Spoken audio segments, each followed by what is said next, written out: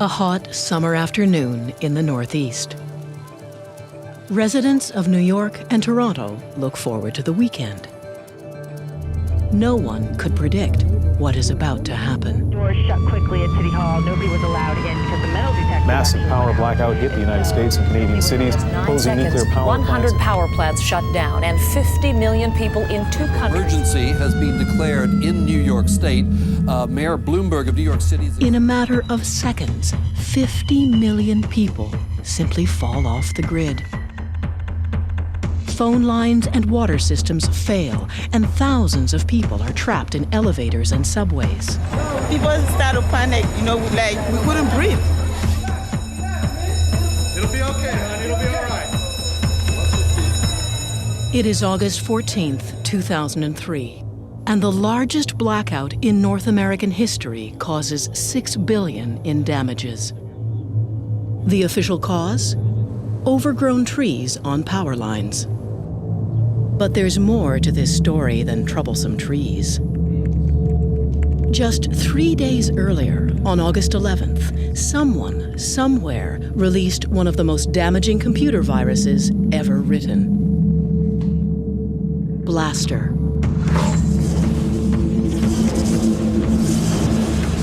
It was probably the biggest attack against the internet ever. Mikko Hyppönen is one of the world's most respected virus hunters. It is here, at F-Secure, an antivirus lab based in Helsinki, that he and his team first identify Blaster when it hits the internet. What astonishes Mikko is the impact the virus has on the physical world. Blaster was the first worm that really showed that an attack like this can affect society and the normal life. Air Canada passengers were frustrated by long check-in lineups today after a virus overwhelmed some of the airline's computer networks. As Blaster explodes across the net, Air Canada's check-in system shudders to a halt. And 3,000 kilometers south, Amtrak and CSX railroad services are disrupted, delaying train routes in 23 states. We saw planes stopping and trains stopping and boats stopping. We saw infections with military installations. And then, of course, 3 days later, there was the US blackout.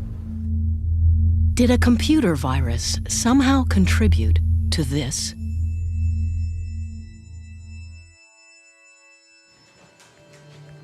In the 21st century, most of us have had a run-in or two with a virus. They're usually the reason our computers act strangely or slow down. But Blaster was a new kind of threat. It used to be that viruses traveled the internet by piggybacking on other programs. They would arrive at your computer in the form of email attachments. The virus could not activate until someone opened the attachment. But Blaster was a worm. Worms don't need other programs. They propel themselves through the net, and they are self-activating. In other words, you could get Blaster simply by being connected. You would get infected just by having your PC online. You could be sleeping and your machine would get infected. Which meant anything connected was susceptible. Systems like the financial network, water treatment centers, and power plants. In one case, we know that a virus got into a major nuclear reactor in Ohio. 9 months after the blackout, the official report stated that Blaster, despite being released just 3 days earlier, played no significant role in causing the huge shutdown. Some security experts remained unconvinced, pointing to more than just the timing of the two events. If you read the blackout transcripts of the operators who were in the middle of this when it was happening, what keeps coming up in the transcripts is comments that, stuff isn't moving. Their screens were freezing, which is exactly what the Blaster worm does. Whether the blaster virus caused the 2003 blackout remains a contentious issue. But after Blaster, no one doubted that online viruses could cause real-world damage. It's been actually a real learning exercise for potential attackers and terrorists to see, oh, well, if an accident can cause this, maybe we could cause it as well. Eric Byers is a former instructor at the British Columbia Institute of Technology. He researches the dangers of connecting critical infrastructure to the internet. There's no question that you could build a virus to take down the critical infrastructure.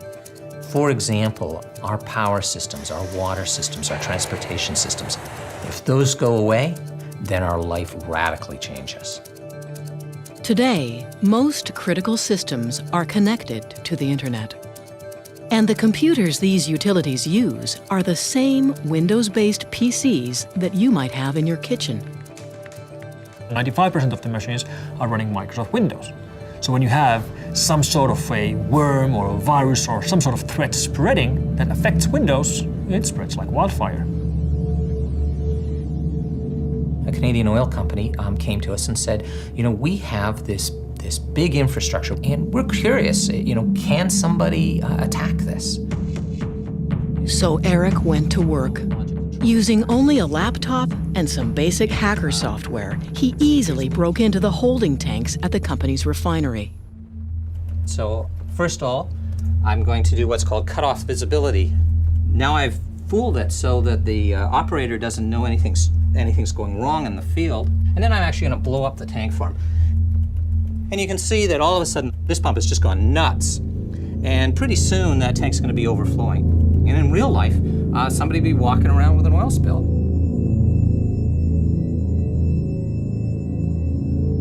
I wish that I could say, nope, all our critical infrastructure is secure. But it's not.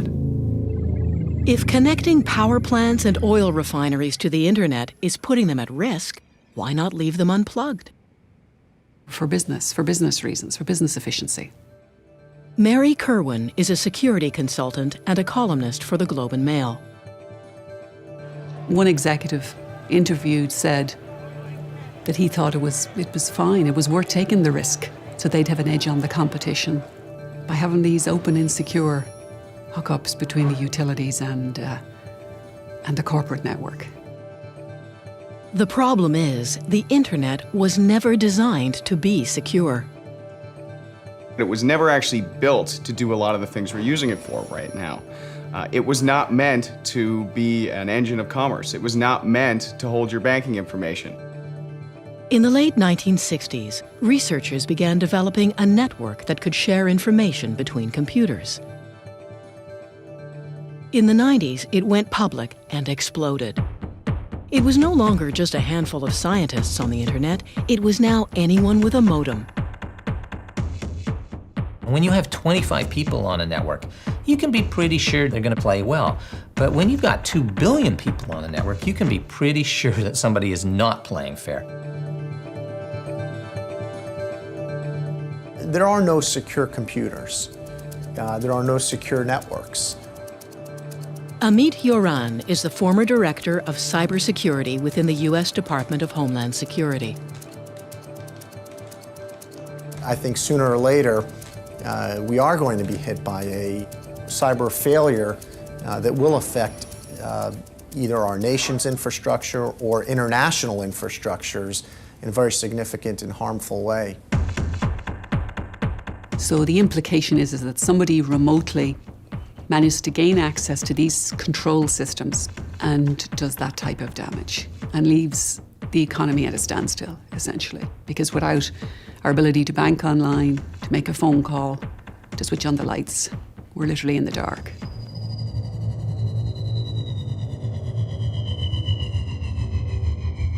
Like most viruses, Blaster had no specific target. Its damage was collateral, releasing it an act of cyber vandalism. Something a kid might do. Most of the time when these guys get grabbed, if and when they get grabbed, it was just for sport or their pals, or they were sitting in their schoolroom in Germany and somebody annoyed them, so they decided to play a game and write viruses or whatever. So usually they have, particularly the kids, they have no clue of what they're doing, and that's why they can be very dangerous. They're called hackers. Some would say they're nothing more than hobbyists, kids mostly. But hackers grow up too.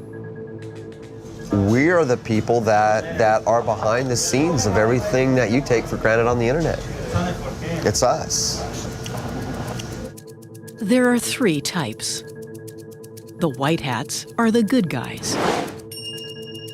They're the virus hunters or the IT people at your office. The black hats are the bad ones. The virus writers or the crooks who try to steal your credit card number online. And then, somewhere in the middle, are the gray hats. They work both sides of the street, guns for hire in a Wild West industry. Tell us who you work for, Donnie.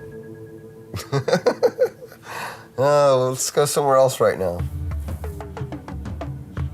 Donnie makes his living as a professional hacker.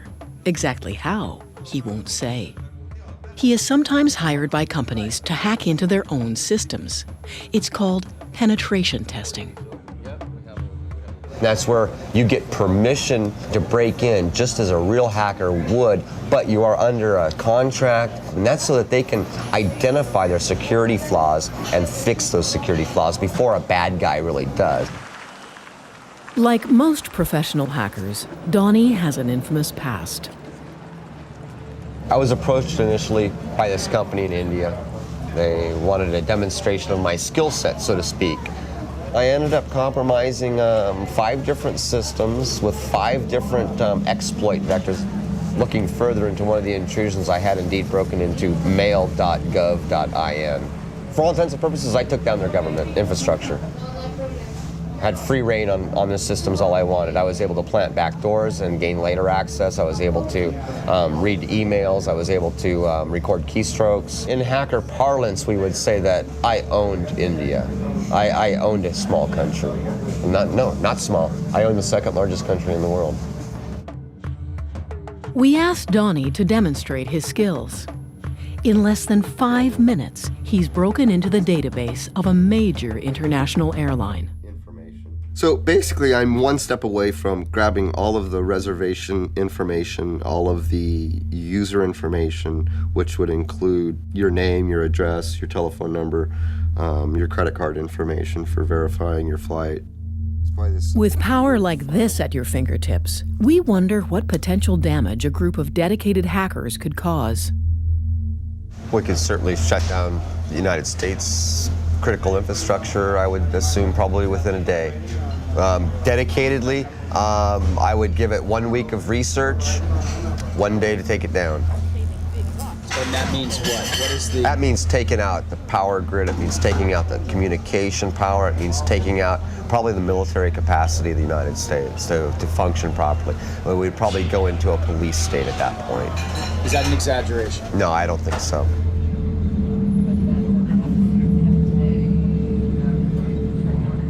Hacking is a growth industry. There are now books, magazines, and classes that teach hackers how to breach internet security. There are even hacker conventions. DEF CON, held every year in Las Vegas, is the largest. Can you imagine 7,000 hackers loose in the entertainment capital of the world? DEF CON isn't your average convention. It's cash only at the door, which isn't such a bad idea. With 7,000 hackers afoot, it's probably the last place you'd want to use your credit card. Well, DEF CON's been going on a long time now, various degrees of notoriety, hacking their badges and hacking each other and hacking each other's cell phone, and can be a dangerous thing to attend. At DEF CON, you can learn how to pick a lock, electronic or otherwise, or how to hijack a digital billboard.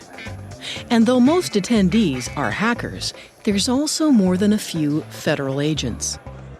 In more recent years, you have so many undercover FBI agents that it's hard to tell law enforcement apart from the real deal. Depending on who you talk to, the FBI are there to either spy on the hackers or recruit them. We seek out the rockstar hackers to find out what the cutting-edge threats and vulnerabilities and tomorrow's issues and problems are, because they know. Somebody told us it's easy to spot the FBI. They're the guys over 35. And today, with software designed for children as young as 6 months old, a new and far younger generation of hackers is right behind this one. When we return, how a 15-year-old hacker paralyzed the internet's biggest players. If they were up and they were online, they could be shut down. In the shady online world of the hacker, there is no one more notorious than Mafia Boy. A surprise move today by the Montreal teenager known as Mafia Boy. He admitted in court he is the hacker who crashed several popular websites last winter. The turn of the millennium saw the peak of the first dot-com gold rush. Internet giants like Yahoo, eBay, and Dell.com were doing hundreds of millions of dollars in online business every day. But in February 2000, these sites suddenly found themselves at the mercy of a 15-year-old kid. Michael Calce, aka Mafia Boy, a high school student from Montreal. My dad got me a computer when I was extremely young. I was 6 years old. It just, I don't know, it fascinated me what I could do with this machine. At 12, Michael was already a respected hacker. And by the time he was 15, he was asked to join what was then one of the most powerful hacker groups online. And I felt honored at the time. You know, we're talking about TNT Force. This was a big Russian hacker group that had a big foundation and serious programmers in it. As TNT's newest member, Michael was eager to show off his skills. He hatched a plan to destroy a rival hacker gang by building the ultimate online weapon. I'm going to make a new tool, something that is so powerful people have never seen before, and they're going to run for their lives and wish they were never hackers. But before he attacks his enemies, Michael must first test the weapon. He picks a target: Yahoo, to this day the biggest, busiest, and most profitable website in the world. It really never entered his mind that one of the most important sites on the internet, one of the most valuable e-commerce companies out there, would actually get taken out by what he built. In the early morning hours of February 7th, 2000, Michael prepares his attack. He puts the weapon on a timer, thereby creating an alibi, and then heads off to his grade 9 classroom. So he's sitting in a classroom, the teacher's talking, and Mike isn't paying any attention because all he's thinking about is 3, 2, 1, it's launched. And at 10 a.m., what is still the largest internet attack in history begins. I got home, I was just dying to get on the computer and see exactly what the results were. And I realized it was more than successful when I got home because Yahoo.com was still down. Michael's weapon launched a direct assault on Yahoo computers. It was called a denial of service attack. Every time you access a website, you make a request from that site's computers. What Michael did was harness the bandwidth of dozens of larger computers, mostly from universities in the US. By turning them all onto Yahoo and making millions of requests every second, he crashed Yahoo's site. It's like if you call a pizza place and the phone is busy, it means that they're dealing with too many phone calls. Same thing. I bombard them with so many requests, they're just offline. Even today, there are very few defenses against this kind of attack. After seeing Yahoo collapse, Michael got a little carried away. CNN, Amazon, eBay, Dell, all multi-billion-dollar companies, all easily shut down by Mafia Boy. CNN was probably one of the biggest attacks because they lost 1,200 other sites when CNN.com went down. Everything linked to CNN just went poof with it. I started to realize I had something way more powerful than I could imagine here. I felt a sense of it before, but this was the moment I realized, there's not much that can stop me here. The attacks made headlines around the world and sent shockwaves rippling through the new economy. You have a situation where the price of these companies that were hit, they take hits on the stock market. You have the Attorney General of the United States standing up and saying that we will get the ones who are responsible for this. You have President Clinton convening a cybersecurity summit at the White House and talking about finding ways to fend off future attacks like this. The first reports came out, they were estimating the damage to be $1.7 billion damage. All from a Pentium 133. It was Michael's bragging that eventually got him arrested. He served 8 months in a juvenile home. But he left a legacy. Suddenly, the internet didn't seem like such a great place to do business after all. People didn't really realize the extent to which the internet was vulnerable until a 15-year-old kid kind of showed them. I think it, in a sense, showed that the emperor had no clothes. That the thing experts had known all along, that building e-commerce on top of the internet is maybe not the best idea. It also showed that there wasn't a coordinated strategy in the government, in industry, to actually combat and fix a lot of these flaws and to fight off these attacks. The internet has little to no law enforcement. It's simply too big, too international, and too anonymous. It's very difficult to identify who is online at any one time, where do they come from, and they can just disappear into the ether. Just take out their connection and they're gone. They're like specters, like ghosts. For the most part, black hats target one company and its ubiquitous operating system. Now, this company is looking for a little vigilante justice. Microsoft established an antivirus reward program that will pay people if they provide information on a virus writer and it leads to an arrest and conviction. It's a cash bounty. $250,000 for information leading to the arrest and conviction of anyone who has written a destructive virus. We asked Donnie if he was up for the challenge. I don't know if it's entirely possible. It's really, really hard to identify the creator of a piece of code. A piece of code can be as small as 4 lines that anybody could type out on a computer anywhere. If I were to successfully track someone down and actually I'll be able to obtain this bounty, so to speak, $250,000 would be enough to secure my future. His target? A Microsoft Word virus. So called because it hides inside a Microsoft Word document that the author then emails across the internet. Where Blaster was mindlessly destructive, simply flooding the internet, the Microsoft Word virus is much more sinister. After infecting a computer, it begins to collect documents. It then sends these documents back to the authors of the virus. The range of documents being collected concerns Donnie. CAD drawings for computer-aided design, spreadsheets, PDF documents, architectural and machine blueprints. The nature of the data that's being taken, to me, it goes straight to our critical infrastructure. It goes straight to the core of the United States military.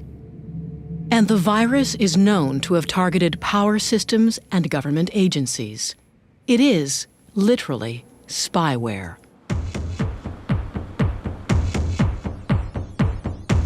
Donnie's first stop in his search for the authors is Russia, home to the blackest of the world's black hats.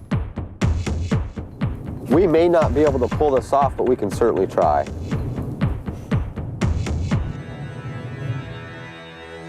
When we return, the most lethal online threat yet. The estimates are that it alone has infected 50 million machines. So there's this hovering literally perfect storm of potential attack. In the past few years, hackers and their viruses have evolved. Mischievous kids are no longer the main problem. Now it's all about the money. And viruses are designed expressly to steal your data.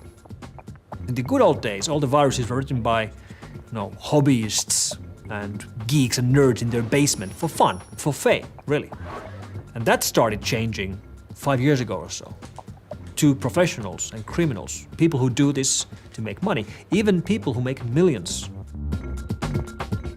And while thieves used to break into your house, these days it's much easier for them to break into your computer. What they're looking for is personal information, credit card numbers and banking details, anything that can be sold for quick and easy cash. A hacker recently told me that identity theft is a great new career. It has great benefits. Why would you make minimum wage when you can stay in the best hotels and buy big screen TVs with somebody else's money? Today, TJX announced the theft of millions of credit card numbers and other personal customer information. In 2007, TJX, a department store giant with over 2,000 retail outlets around the world, found themselves the victim of the largest known internet theft to date. Attackers broke into their systems, probably over an insecure wireless network, and basically had the run of their network as far as we can make out for as much as 18 months, maybe even a few years, we're not entirely sure. Hackers downloaded credit card numbers, millions of them. The exact figure will probably never be known. Initial estimates of the numbers of individual credentials was around the 45, 46 million mark. In more recent filings, we believe it may be as much as 94 million. And credit cards aren't the only thing thieves took. Initially, we thought it was just credit card, bank card details. Over time, we discovered there were driver's licenses as well, which is much more significant. You're getting into pieces of identification that can really allow identity thieves to build identities from the ground up. The thieves were able to break into the system by using a hacker trick called war driving. Basically, driving around with a laptop and a homemade antenna, often just an empty Pringles chip can covered in tinfoil. Hackers use this antenna to search for unprotected wireless connections. Once they find one, they break in and steal everything on your computer. I've known people who remain nameless who do this for fun, and what they're doing is trying to spot open wireless connections. And they will show you sometimes on their computers the number of, in some cases, Fortune 500 companies perhaps that may have open network connections. Finding open connections isn't difficult. Nowadays, they're almost everywhere. I've seen it in banks, at the airport all the time. You'll see the ticket counter have an open wireless port. Which makes catching the thieves almost impossible. Because they're wireless, the hackers are constantly in motion. The only way to catch one is in the act itself. Lowe's is a large retailer of building supplies with huge mega stores all over mostly the United States. And they recognized that somebody was hacking into their system. So they called in the FBI, who deployed a couple dozen agents in a store in Southfield, Michigan. And the agents, were so unaware of what was actually happening, they thought that somebody was walking into the store and plugging into a network connection in the wall. But an agent on the roof noticed that there was a beat-up old car in the parking lot with a Pringles can covered with tinfoil. And they said, maybe we should investigate that. And sure enough, the driver of the car was hacking into Lowe's in order to steal credit card information, which was then to be sold to Russian mafia in Detroit. Donnie shows us how quick and easy war driving is. In the past 5 minutes, the bell has gone off, looks like about 64 times. And what does that mean? 65. That means that we found an access point. So I'm connected to somebody's wireless right now. If we were, let's say, someone with malicious intent, now I'd be able to go to whatever website or send emails so we can see that, leaving your wireless open is just another avenue of attack that a hacker could use. War driving isn't the only easy-to-learn hacker trick. Nowadays, the internet is bursting with hacker toolkits. These kits are essentially highly developed and highly illegal bundles of programs that allow even the beginner to become a junior cyber thief. If you're looking for a hacker's toolkit, you can just download them off the web. There's lots of them out there. They're easy to find. Most of them, in fact, many of the best are absolutely free. For example, there's some virus writing kits I was showing a little while ago. You basically select the type of virus you want to write and it builds a virus. Nowadays, you don't need much skill to become a cyber criminal. You just need the software. I don't think that it's ever been easier to launch an attack that can cause damage or that can steal sensitive information. It's a Google search away. It doesn't make that person a hacker, but it certainly makes them dangerous. With the abundance of toolkits, you'd think you'd hear about cyber attacks more often. But some companies choose to keep that information to themselves. If you have a cyber incident, traditional best practice is cover it up, right? Don't tell anybody about it. Currently, there are few laws that force companies to disclose cyber criminal activity, and most organizations aren't that eager to make their customers nervous. They don't want their customers to know that 10 million credit card numbers got stolen. They don't want to have to disclose that. They don't want their stock price to take the hit. It's important for security researchers out there to be able to share data and to see how attacks are evolving. But if companies won't even admit they've been attacked, let alone show how it happened, how are we supposed to get better? It's a real problem. Once thieves have your information, they sell it to the highest bidder, often advertising it in a thriving online black market. That's the biggest development in internet security in the last 2.5 years. Has been the advent of markets for identities. In the black market, working credit card numbers go for as little as $1 each. There's sampling, just like there's in the drug trade, where they'll give you 10 to test, and then you test them. Oh, they're all good. I could actually get money out of them or buy something with them. And full identities, which can include social insurance numbers and addresses, sell for as little as $5. There's been cases where kids have made up to $150,000 in 6 months from various types of credit card fraud and phishing schemes and have gone on a spree of electronics buying. In the past few years, cybercrime has exploded. Some reports put it on a par with the drug trade. And a 2006 survey found it was more costly to businesses than conventional crime. And most of it comes from one place.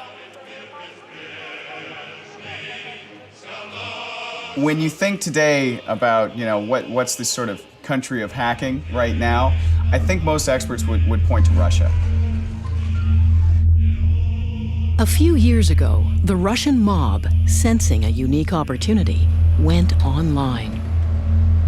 And why not? It was less risky than traditional crime, and the internet allowed the mobsters to go international. All they needed was a few programmers.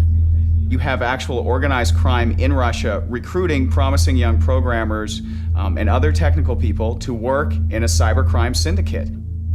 These Russian syndicates are responsible for the bulk of viruses and hacker exploits released onto the internet every day. It took 20 years to go from the very first viruses to 250,000 viruses, and that's where we were in the beginning of 2007.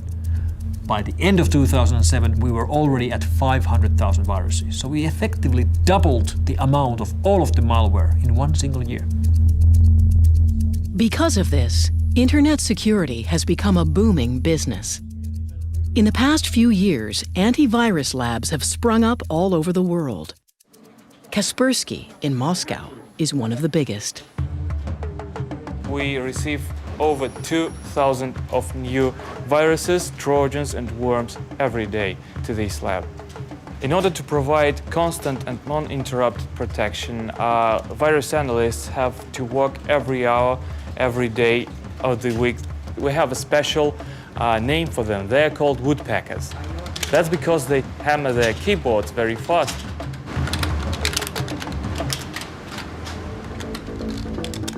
Donnie seeks help tracking down the authors of the Microsoft Word virus. He gets in contact with a group of Russian cyber criminals. These guys are really no different than a criminal ring that would be specializing in stolen car parts or stolen electronics, where they're trying to turn it, sell it, launder the money, and get some type of percentage out of it.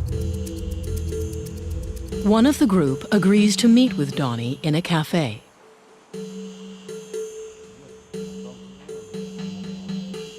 The Russian tells Donnie that he's part of a hacker crew that works primarily as carders.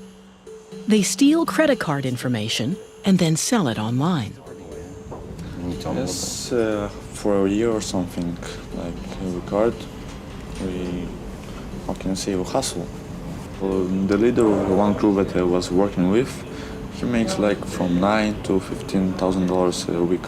I had no idea it was that kind of money. I mean, I was thinking like, $1,000 a week. Donnie then inquires about purchasing viruses that would allow him to steal information from anyone's computer. So, one of the things that I'm also interested in is Trojans and backdoors. Yes. Exactly. It gets until like $1,000 or something. Really? Yes. $1,000 for a Trojan? From 400 to 1,000. Wow, that's insane.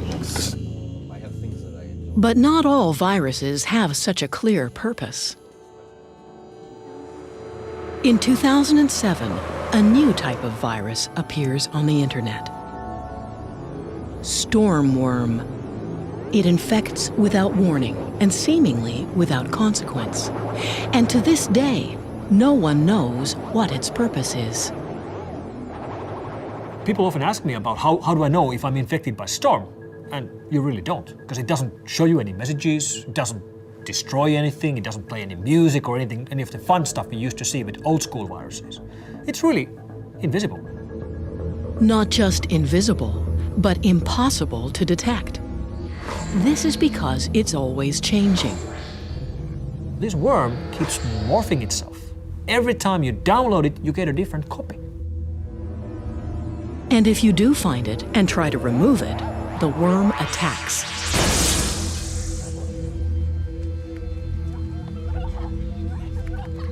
But the biggest reason Stormworm is making headlines around the world is that it turns a computer into a so-called zombie or robot. The author of Stormworm can then control your computer, now a zombie, remotely, without you knowing.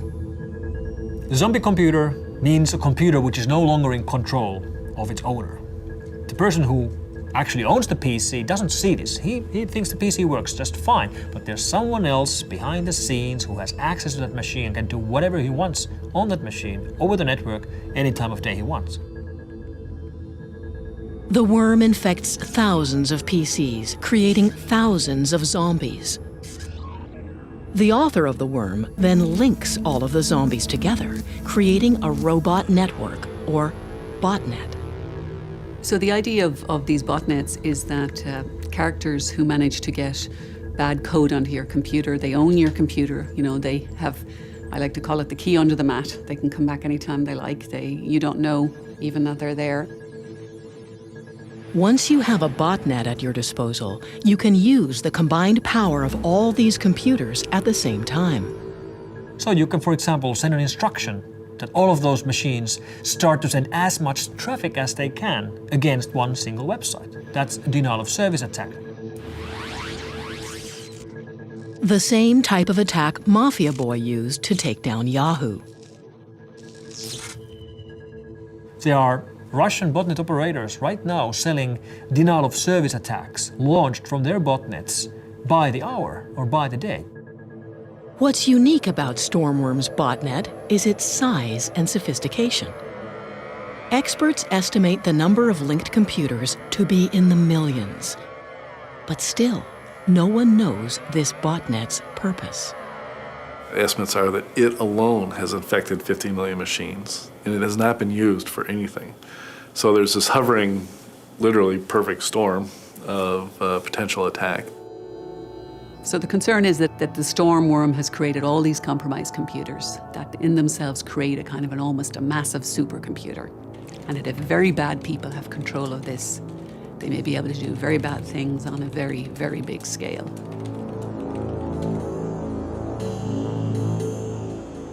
Donnie continues his search for the authors of the Microsoft Word virus. He asks his source if the Russians are involved. They're getting like CAD drawings and design features from companies like that are making like missiles, that are building like subcontractors for the army. It's a hack, we don't get into it of people that do it. So I don't know nothing about it. So you don't know anything about this Microsoft Word virus? I mean, some people tell me, this stuff is coming, the Russians are using. And China is, yes, they have the technology and they have everything. So they're the most people who get into hacking stuff like this. They're going for the big things. Big things. Yes. When we return, the specter of cyber warfare, nations attacking nations. I think you have to concern yourself with the possibility of a digital Pearl Harbor. In April of 2007, Estonia suddenly found itself on the losing side of a battle with the largest country on Earth. What began as a protest over Estonia's relocation of a Soviet war memorial quickly turned ugly. Riots broke out, and Russian hackers launched what some people call the world's first cyber war. What happened in Estonia was a major cyber attack. Somebody tried to harm the country, the government of the country, the financial organization of the country. Cyber warfare. It's a terrifying premise, and up until recently, mostly hypothetical. Estonia was particularly vulnerable. Like Canada, it is one of the most wired countries on Earth. More than 78% of the Estonian citizens are doing their banking business via the internet. In a place where most people bank online, attacking the internet makes everyone a little nervous. Down to the point that people may ask, is my money still in the bank if I don't have access to my money? Within minutes, hackers shut down the banks. They also targeted broadcasters, newspapers, and government offices. We saw the single largest attack against all of the infrastructure of a single country we've ever seen. And it really started to affect the everyday life of people. And though the Russian government denies any involvement, there's no doubt the attacks were politically motivated. We don't have solid evidence that this is related to any governments. However, we have reasonable evidence to believe that this has its roots in Russian Federation. At one time, the US saw Russia as the main cyber warfare opponent. As early as 1998, the country was accused of hacking into US government systems. But these days, America fears a new cyber spy, China. That is the country that we're most worried about. Rick Howard is a retired lieutenant colonel of the US Army. He spent the last 2 years of his career as the chief of the Army's Computer Emergency Response Team, the cyber SWAT team of the US military. China, in their own doctrine, their own military doctrine, says they'll be ready to take on the US by 2025. They're not going to do that tank on tank. That's not what their plan is. Their plan is to go at us with asymmetric warfare, using the internet as part of their attack vehicle. Rick believes that Chinese hackers are currently mining US government computers, using tools that are similar to the Microsoft Word virus. They steal every document on those hard drives. Every Word document, every PowerPoint document, every Excel document, and they bring them back to China. We're talking about millions of documents. Stealing national secrets over the net has replaced old-fashioned espionage. But Rick's greatest concern is that the Chinese military is training and recruiting hackers. The PLA in China recruit hackers from the Chinese population, and they train them in military information warfare tactics. They give them a regular salary so that they can go and try to penetrate U.S. government and other government institutions. In 2007, the U.S. claimed China cyber-attacked the Pentagon. The Chinese government officially denies these claims.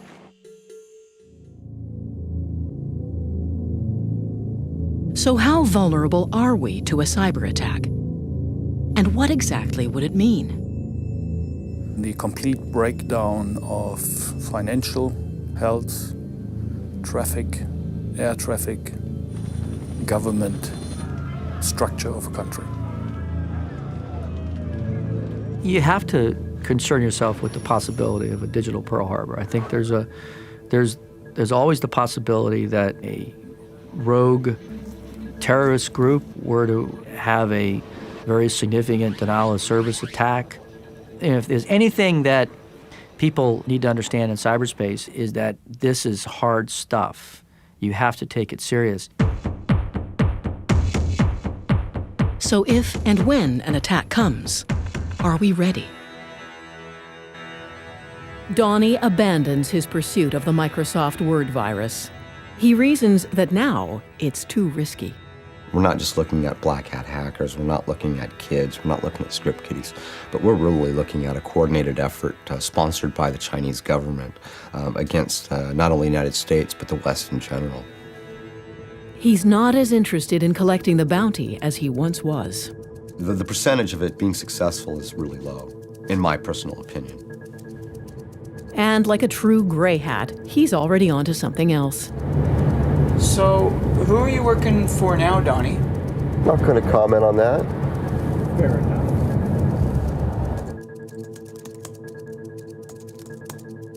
Michael Calce has written a book about his life as a notorious hacker. I couldn't stand back knowing what was going on and what's going to happen and how bad it's getting. 8 years after his attack, he says he could do it all over again if he wanted to. Because they haven't done anything about it. They say they're investing this into internet security and this and that, but the situation is only getting worse for everybody. Attacks are increasing. The number of viruses has doubled in a year. And places like the Pentagon ward off a cyber attack nearly every day. Is cybersecurity a significant threat to the critical infrastructure of Canada and the world? Absolutely, no question. This is serious stuff. It is supposed to be a little bit turbulent. It is supposed to be a little bit uncontrollable. And to have that openness and that freedom, you have to deal with the other things. The interconnected nature of the internet and critical infrastructures is a point of significant vulnerability for modern society. We really have to think carefully about putting critical infrastructure online. I would prefer critical stuff to be disconnected. And when I mean disconnected, I mean that they are in separate cables. Increasingly, all aspects of our lives are funneled through the internet. What's at stake is impossible to dismiss. Because the 9/11 Commission, their summary of the 9/11 events was that it was a failure of imagination. And I think the one thing we don't want to do again is for our imaginations to fail.